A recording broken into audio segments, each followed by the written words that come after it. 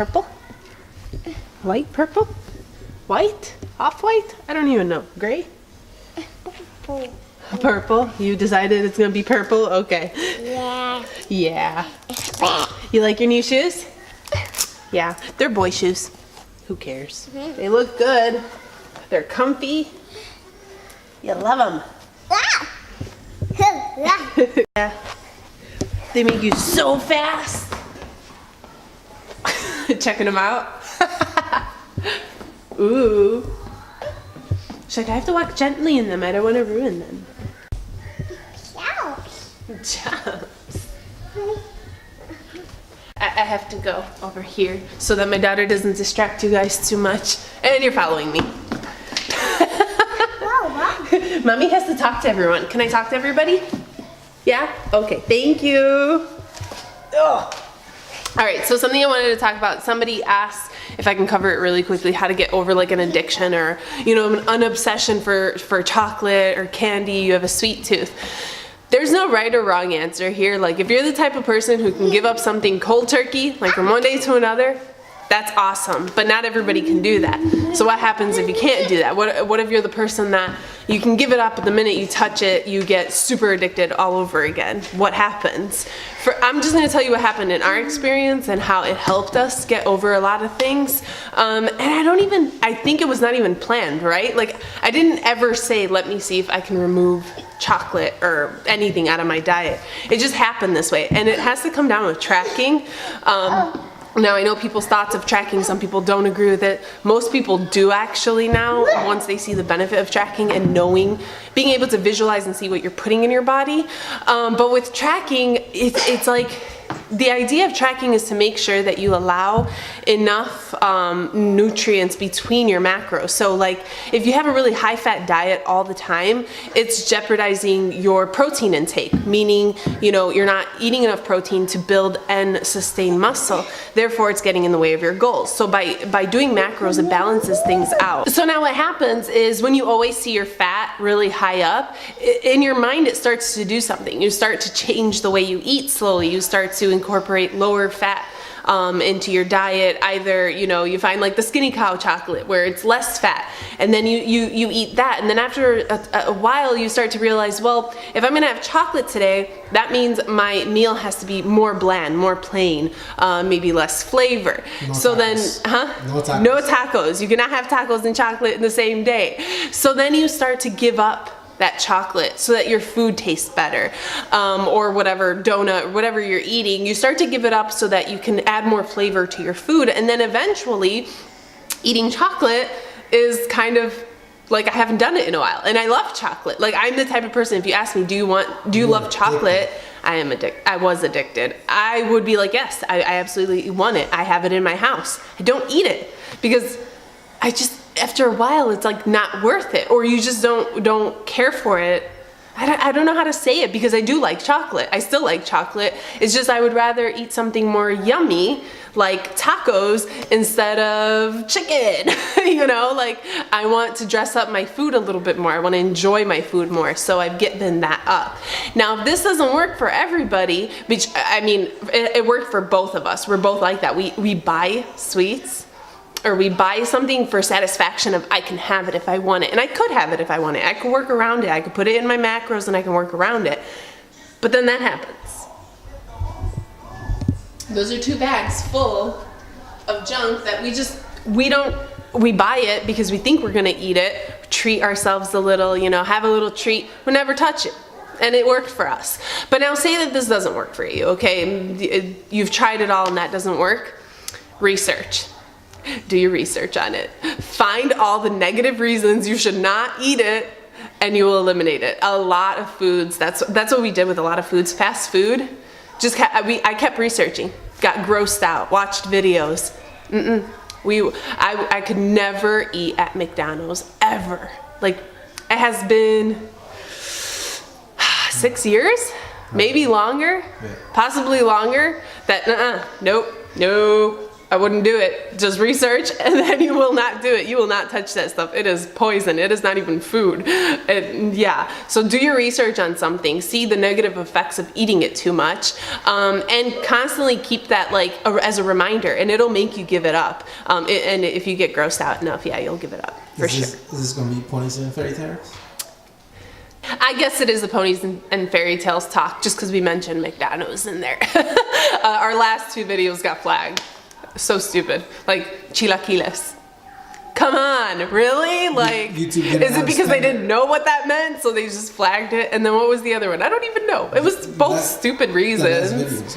Nah, the last 2 videos, but whatever. Maybe it is going to be ponies and fairy tales just because I said McDonald's in it. McDonald's is great. Now can you leave my video alone? No, I'm just playing. And the last tip, most important one, you've probably heard it before, don't buy it. If it's not in your house, you can't eat it, you know? And also shop on a full stomach, because we all know what happens when we shop hungry. We buy things we would never even buy ever, and then we wonder, why did we even buy this, while you're eating it feeling guilty about it. So yeah, don't go shopping when you're hungry, and try to avoid buying it. Make a list, stick to the list, don't get pulled in any direction. And that should help, because at night when you're craving that piece of chocolate but you ain't got it in your house, then you just don't have it and that's it. And if you end up thinking that you're gonna be motivated enough to leave the house, while you're dressing, you're gonna kind of be like, is it even worth it at this point? Do I really want that piece of chocolate? You might even be on the road at that point thinking, this is dumb. I don't even want it anymore. Hopefully that's how you feel. And then you turn around and you come back and then you go work out like I'm gonna go do. So let's go work out. Oh, and it's super nice. I am so excited. We are working out with the garage door open. Oh, this has been here forever. Oh my goodness, and I'm still freaking out about it. You were like a mosquito. Oh, that's a little too much, but somebody asked, or they didn't ask, they mentioned like, oh, your gym is goals. My gym makes me feel like I'm like, it's scary, dungeon, cold, dark. That is very important to fix. And the reason for this is because your motivation will be determined on the space that you're in. Like for winter, having the garage door closed for me was very demotivating. Like I didn't like it. The lights did help a little, but it's still, there's that feeling of like, you're closed in, it's dark, you don't like it. So therefore it's less motivating to work out. Now that I get to open the garage door, it's like, yeah, I want to come work out. I'm energized. I feel good. So I told them, like, take the steps you need to make it more inviting. Get a heater in there if it's cold, because she said it was really cold. It's dark. Fix the lights. Get brighter lights. Paint the walls bright colors. Don't have brown on your walls or anything. We just saw that video, right? Oh yeah, I just saw the video of our house, and I can't believe how much we changed it in a year. Like, holy. Looking back, I'm like, why did we move into this house? The last people, if you're watching my video, my bad, but the taste and color, or you just like sucked it up, I don't know, like the paint job alone changed the house dramatically. But yeah, I saw videos, it was crazy. But no, take the steps you need to make your gym comfortable and inviting, because if you don't want to go work out because it makes you not feel good, that's going to be the result of, you know, your body. But if something is literally calling to you saying, hey, it feels good in here, it looks pretty in here, come work out, it's comfortable, you're going to want to do it. So I just told her, like, paint the walls, put brighter lights, warm it up so it's cozy, doesn't feel like a dungeon, things like that. Actually, the cosmetic point of view of the gym is more important than the actual equipment. Like, that's all. That's all I need, my dumbbells. That's actually how I started. So the look, the feel is what's more important. However, if you want any of the equipment, it's always linked in the description box. I'm not saying they're not a good investment, because they are, and obviously allowing you to go heavier means your workouts are cut shorter, you get faster progress, and you get to build up your strength through being able to lift heavier, but you can still get great progress with just dumbbells. Like if somebody took away my cage and my Smith machine, I would still work out with the dumbbells and be perfectly fine. So yeah, I think we're starting now, right? We're starting now. Look.